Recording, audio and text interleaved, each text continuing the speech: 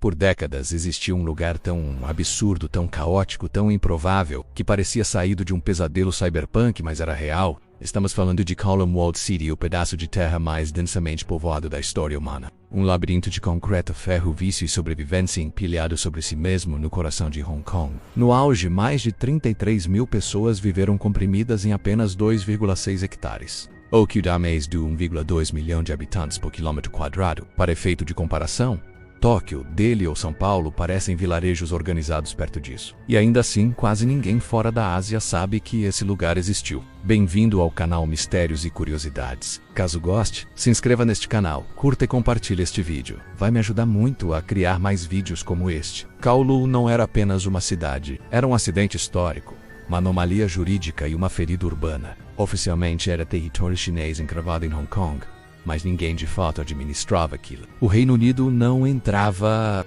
a China não controlava, um território sem lei, sem fiscalização e paradoxalmente com vida. Os moradores construíram a cidade literalmente um sobre o outro, sem planta, sem engenheiro, sem licença. Os prédios cresciam como colmeias, interligados por passagens improvisadas, escadas em espiral e corredores escuros. O sol não entrava, o chão raramente era visível. As ruas, se é que se pode chamar assim, eram túneis úmidos e apertados onde se misturavam oficinas, escolas, clínicas dentárias clandestinas, salões de beleza, mercados, bordéis e templos budistas.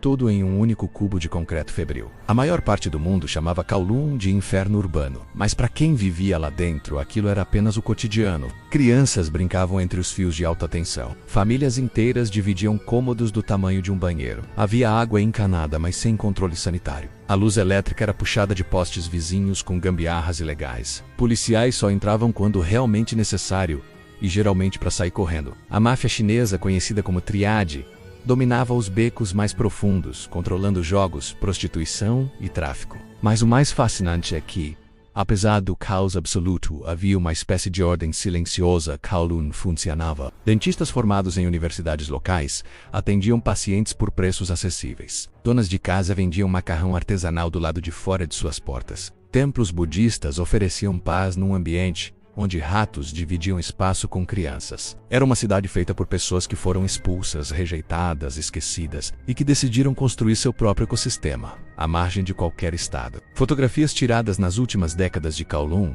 mostram uma paisagem que desafia qualquer lógica urbanística. Era uma cidade empilhada, úmida, viva. Corredores iluminados por lâmpadas fluorescentes cobertas de gordura. Sons metálicos ecoando por todos os cantos. Gatos em telhados, crianças nos becos, idosos nas janelas. Tudo acontecendo ao mesmo tempo. E tudo absolutamente incontrolável. Nenhuma câmera, nenhum algoritmo, nenhum plano urbano seria capaz de decifrar aquela selva. Mas como sempre, o sistema venceu. Em 1993, após anos de negociação, os governos da China e do Reino Unido decidiram que aquele erro histórico precisava ser apagado. O argumento oficial era a insalubridade. O real motivo era vergonha política e pressão internacional. Demoliram Kowloon com tratores e explosivos. Realocaram os moradores com promessas de moradia digna. No lugar, construíram um parque limpo, organizado, com plaquinhas explicativas e trilhas arborizadas. Chamaram de Kowloon Walled City Park. Hoje é ponto turístico, bonito, limpo e morto. A cidade que foi considerada o pior lugar do mundo para se viver agora é lembrada com saudade por muitos de seus ex-moradores. Para eles, Kowloon era mais do que um amontoado de concreto. Era a prova de que o ser humano, mesmo abandonado, é capaz de criar suas próprias regras, sua própria comunidade, seu próprio mundo. E talvez seja isso que mais incomodava as autoridades. Ela funcionava sem eles. Enquanto isso, megacidades como Delhi, Dhaka e Lagos vivem colapsos diários em trânsito, moradia e saneamento. São Paulo ignora seus deslizamentos e inundações como se fossem acidentes isolados. Xangai transforma cada cidadão em um ponto de dados vigiado. Mas nenhuma dessas cidades tem a honestidade brutal de Kowloon. Nenhuma assume que o caos venceu. Todas fingem que tem um plano. Em Kowloon não havia plano, e talvez por isso ela tenha durado tanto. A ironia é que hoje, quando se fala em Smart Cities, cidades sustentáveis ou urbanismo do futuro, esquecemos que já tivemos o exemplo mais extremo de sobrevivência urbana pura.